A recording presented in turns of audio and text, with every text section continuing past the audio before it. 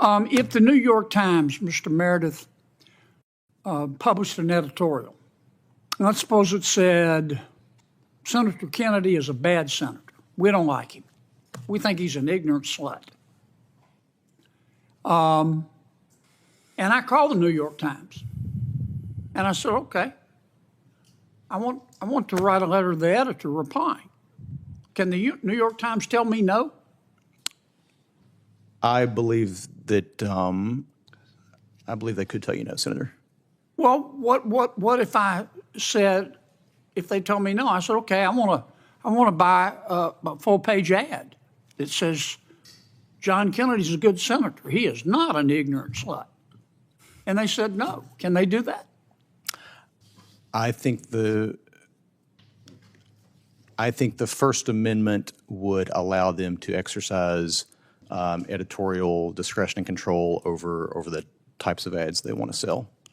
In a heated Senate Judiciary Committee hearing, Republican Senator John Kennedy did not hold back. With biting wit, pointed constitutional questions, and an eyebrow-raising moment that sent shockwaves through the chamber, Kennedy grilled judicial nominee Chad Meredith with surgical intensity. What followed was one of the most memorable exchanges in recent congressional history.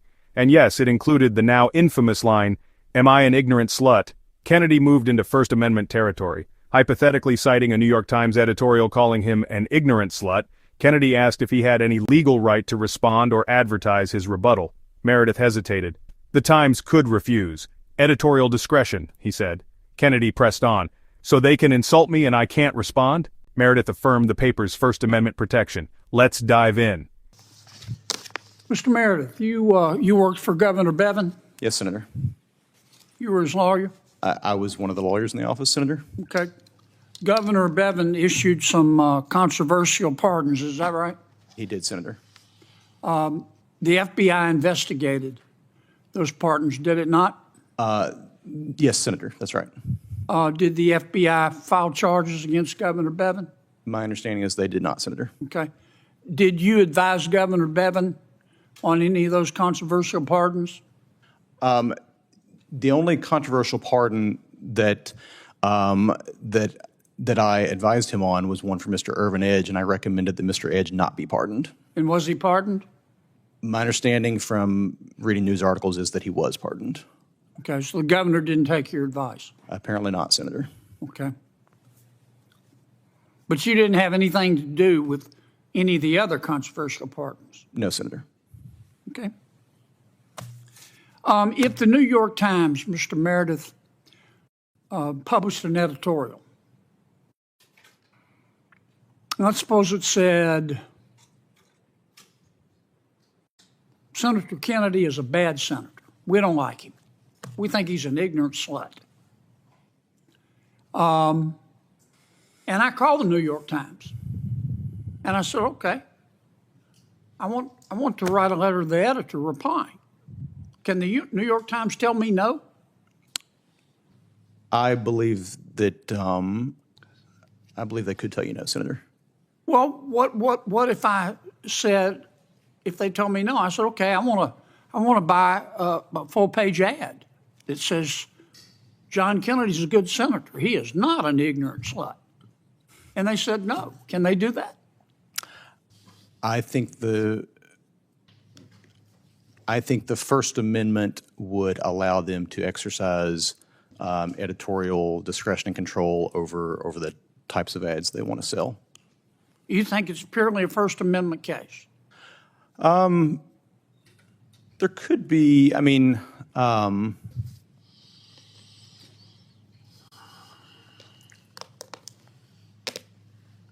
I think there are potentially other laws that could govern how they make their decisions to sell ads, but I think if they're making a decision about whether you can buy an ad that says Senator Kennedy is a good senator, I think I think the First Amendment would allow them to exercise. Suppose I'm running for re-election after this editorial, and I go to my local television station and I say I want to run a political ad. And they say no. The New York Times says you're an ignorant slut. We're not going to run your ad. Can they do that? I think that's governed. That's governed by different laws pertaining to the airwaves, which Well, are there's governed by only federal one statutes. Constitution. That's right. How can a news organization deny me the right to reply to an editorial that denigrates me, but yet I have a right to run a television ad that says the New York Times is wrong? I think as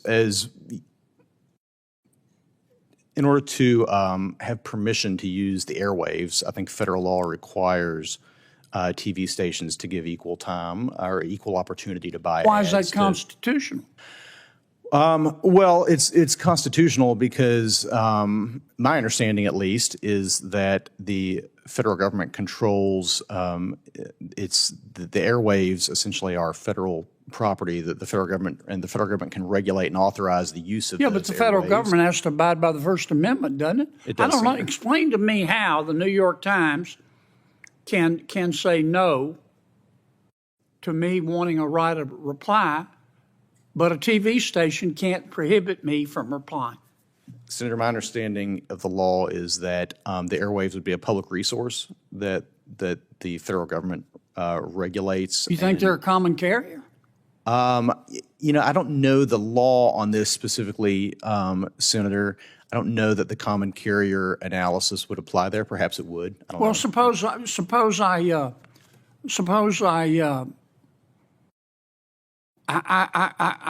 have my cell phone service with AT&T, and I call AT&T, and I say I want to expand my cell phone service, and they say nope. We read that New York Times article. You can't do it. Can AT&T turn me down? I think theoretically they probably could.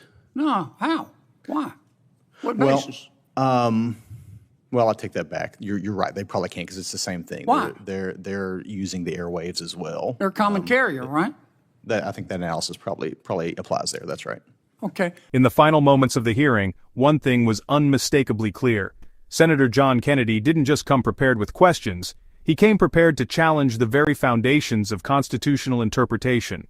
With surgical precision and unapologetic wit, he peeled back layers of legal ambiguity and forced the nominee to confront the uncomfortable realities behind vague answers and half-formed theories. Whether asking about the legality of controversial pardons or demanding clarity on First Amendment protections, Kennedy's line of questioning wasn't just for show. It was a constitutional masterclass. He turned hypothetical situations into powerful tests of principle, reminding the chamber that legal theory must answer to real-world implications. His now viral quip, "Am I an ignorant slut?" wasn't just colorful language. It was a rhetorical scalpel, cutting straight to the heart of media bias and the uneven playing field that public figures often face. Beneath the humor was a serious point, that freedom of speech must apply fairly, not just selectively. As the hearing veered into issues like zoning laws, federal overreach, and the limits of local government authority, Kennedy stayed sharp, exposing how quickly power can be abused under the guise of regulation. When the nominee faltered on Supreme Court precedents like Sheets v. County of El Dorado, Kennedy stepped in to remind everyone, including the nominee, that understanding the law is not optional, it's essential. More than a performance, Kennedy's exchange was a statement, a bold defense of the Constitution, a demand for intellectual honesty, and a stark warning against the creeping dangers of legal convenience. In an age where too many hearings are filled with scripted sound bites and softball questions, Senator John Kennedy brought the fire. He reminded America that oversight isn't about politeness, it's about protecting the rule of law. Love him or hate him, Kennedy did what few others can. He made the Constitution come alive in that hearing room. And in doing so, he once again proved why he remains one of the Senate's most formidable and fearless voices.